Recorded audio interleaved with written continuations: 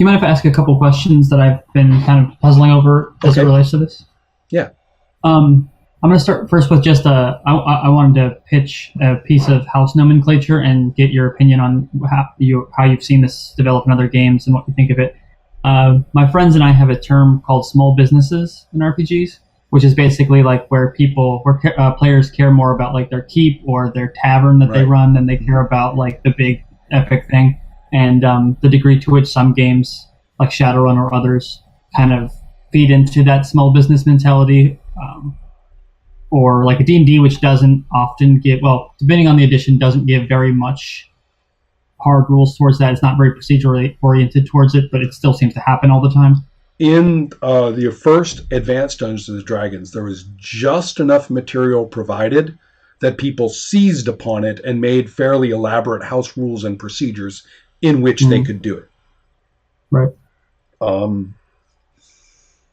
Well, first of all, let's get away from the idea that the purported epic is worth doing necessarily. I mean, I suppose, sometimes it is, but let's get away from the idea that that's what we came here to do. Right.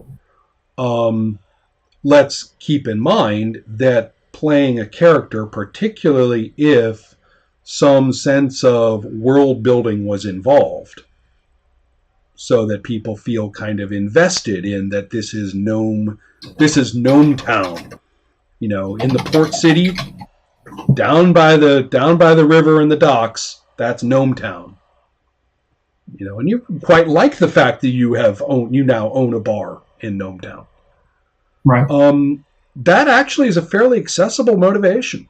I find it a much more accessible motivation than, oh boy, the Dark Lord is coming. I guess we better stop him. And it's like, fuck, man, find someone else. There's got to be heroes all over the place. The ones who keep pushing us around, they're more higher levels than us. Go get them to do it. Right.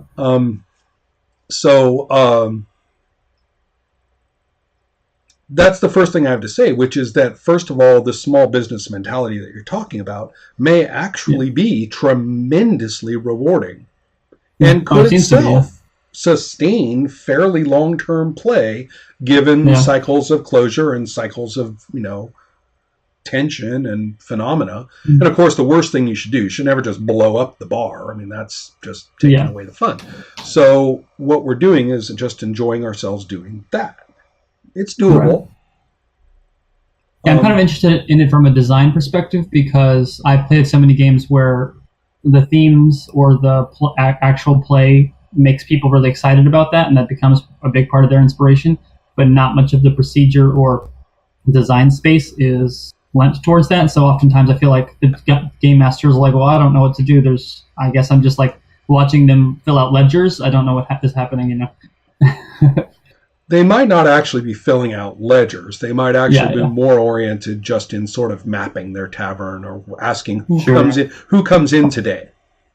Right. I think what you're talking about here is actually a failure of vision on the scenario builder's part. In that, first of all, one of the reasons that people work with that material is that it is there in the fiction, but it is not subject to mandated destruction by the rules. After all, most of the rules in many of these fantasy games are capable of doing one thing and one thing only. Blowing shit up. Right. So it's kind of nice to work on something that is sort of safe from those rules. Because it's not in a situation where somebody's going to come along and blow it up, and you're not yourself trying to blow it up. Right. So that's why it seems disconnected from the rules, and in many cases, they're working on it because the rules are literally, it's sort of a safe space for their characters to be themselves, and it is sort of perhaps an indicator that if you're going to have personal lives and small businesses and life in society be attractive to player characters and to their players, then maybe you ought to start thinking about how do I validate that through tensions in play? Mm. You see, one of the problems with a lot of these games is that they only know one kind of tension: threat. Right. My character has a little sister. You're forced. They said, okay, come up with a background, come up with a family member for every character. Okay, so all right, my character has a little sister. What's the GM supposed to do to the little sister? Threat. Kidnapper. Yeah. Make up, make up what your character values the most. What's the GM's only rules-based way of interacting with it? Threat. Right. So it's the very normality of the small business, the owning the bar, because people own bars. We've established that here in Gnometown, people own bars. I'm going to own a bar. And if somebody comes along and threatens the bar, you can just look at the GM and say, why is he threatening my bar? There's 100 bars around here. Right. You've already established that bars thrive here in Gnometown. Mine is one of them. Right. And so that's what I mean by if the game master's bandolier has nothing in it but bullets, they are going to be baffled by this. It's a complete misdirect between what is actually fun, and also it might be worth thinking, maybe there is a way to play this game in which having a place which is not threat space, if players start getting what they want out of it, and we validate it so that we all like the bar. Right. Maybe there are ways for the bar to literally be an arena for conflicts that's a lot more fun and interesting than a threat to it. Right. So we don't have to worry about the hostile takeover. We don't have to worry about someone setting fire to it. We don't have to worry about the gang war that's raging through Gnometown all of a sudden because the GM couldn't think of anything else to do to figure out a way to threaten your bar. Right. So does that help at all? We're talking about a different way for the GM to say, what do I do? In fact, it's a very good question. In a game of that sort, what is the GM supposed to do? What is he there to do, according to them? Just present threats, right? Yeah. So, really, is that maybe they don't want to just do threats? Yeah. And I think that in a way, it's testament to the fact that they do like the world building, they do like the things that have been going on. They probably, you know what, I don't think they just want to sit there and do their ledgers. I think that if there were relevant tensions and relevant interactions and relevant stuff to do, those players would become pretty proactive. It's just you're talking to a GM who's sitting there baffled going, if you want to fight a dragon in his cave, I'm all over it, but I don't even know what to do. Even though they themselves were the ones who waxed eloquent about how cool Gnometown was. Right. What do you expect? Gnometown's cool. I mean, shit, man. Do you really? We're going to play Planescape, and we're going to play Planescape in Sigil. All right? Let's go. You and me. Bunch of other people. Yeah. Do you really want to go off and have weird adventures off there in the Blood Wars somewhere? Do you really want to go running around in the abyss and like running around from hither and yon and having messages and fetching things and like, leveling up out there? No. Right. You want to have your life in Sigil. It is a cool city. Let's be cool in Sigil. Right. And not, again, with some terrible gang war which is going to rip the city apart. Not with, oh no, somebody's formed a black hole through a magical mishap. We better save the city. No. Let's play cool characters in the coolness of Sigil as it continues through itself, being itself. Let's do that. The skills to do that, the scenarios. Remember, people learn to play these games strictly through published scenarios. That's the training ground. That's how they learn to play any of these fantasy games or any of these science fiction games. They read the published scenarios and they run people through it, and that's how they learn what to do. Where is the published scenario in fantasy role-playing that permits you to do and run what I just said? Right. So there's the problem right there.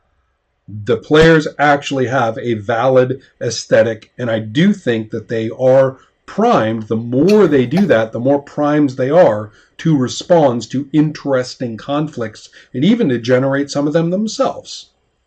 Right.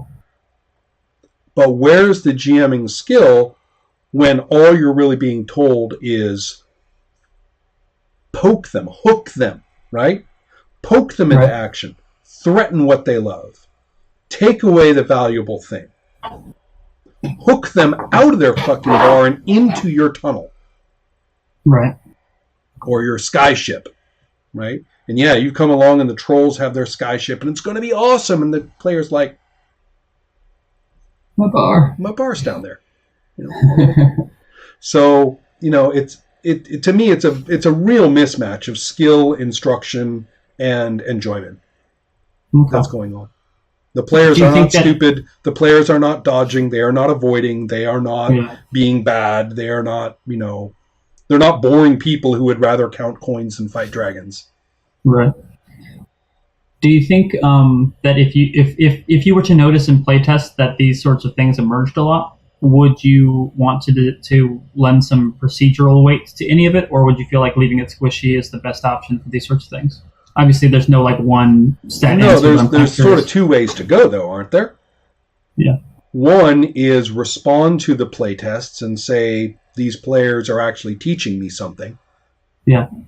There's intrinsic value in what I've offered to them that I actually wasn't seeing.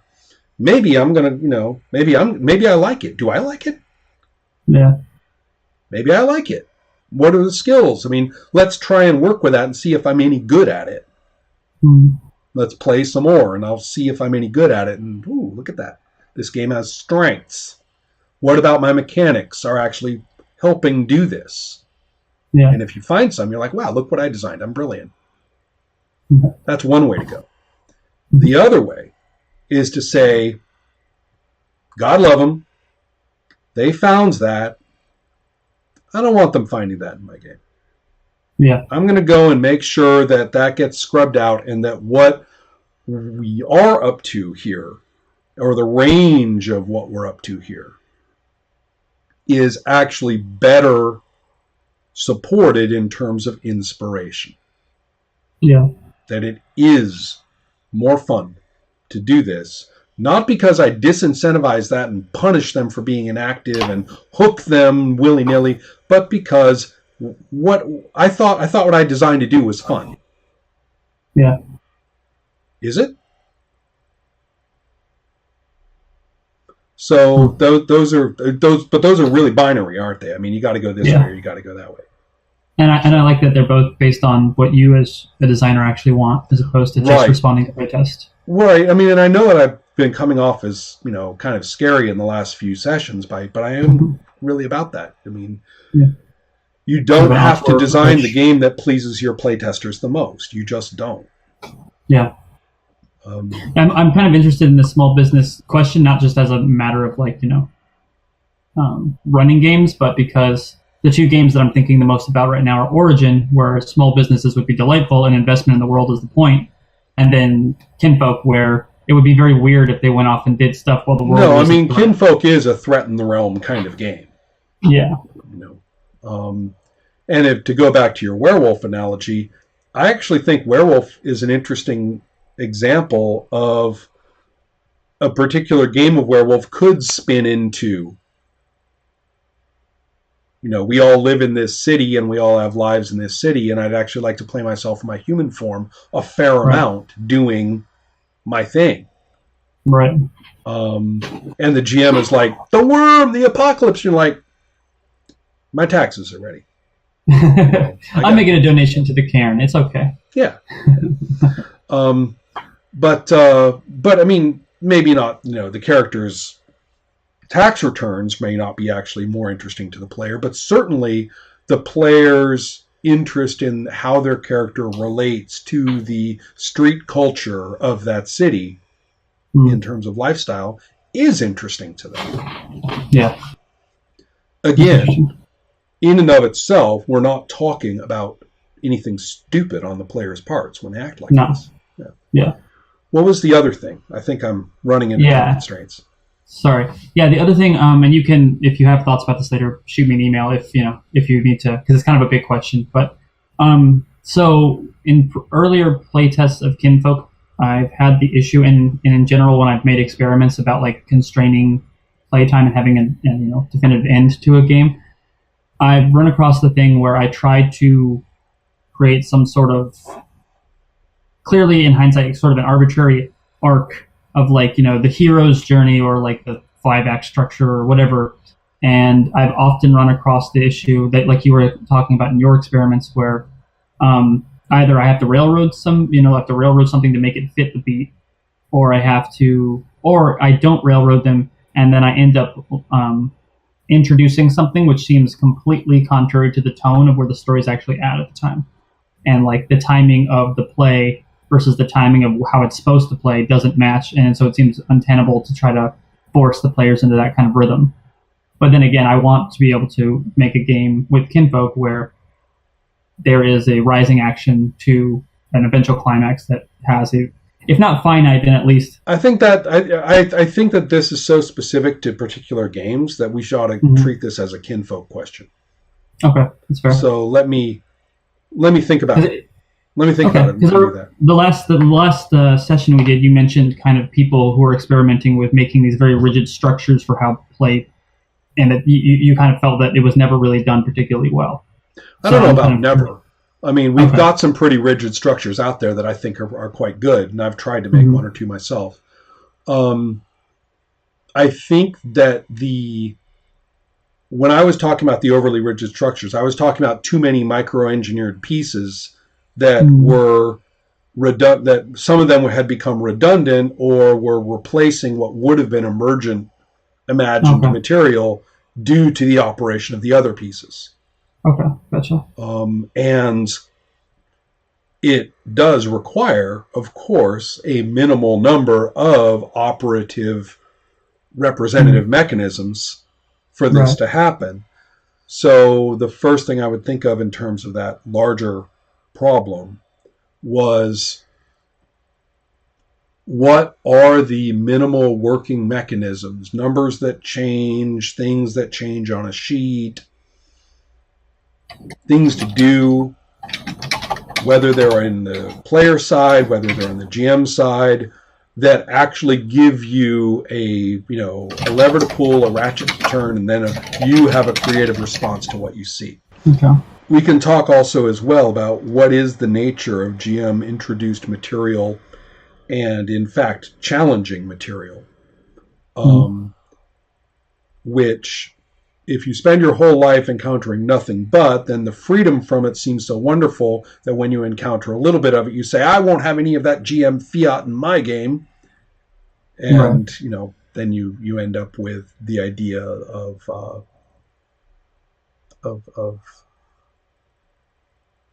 kind of, it's my character, I make up everything, including what happens to them.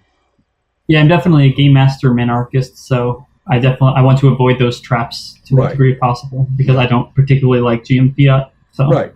But on the other hand, GM tasks are all very fine things.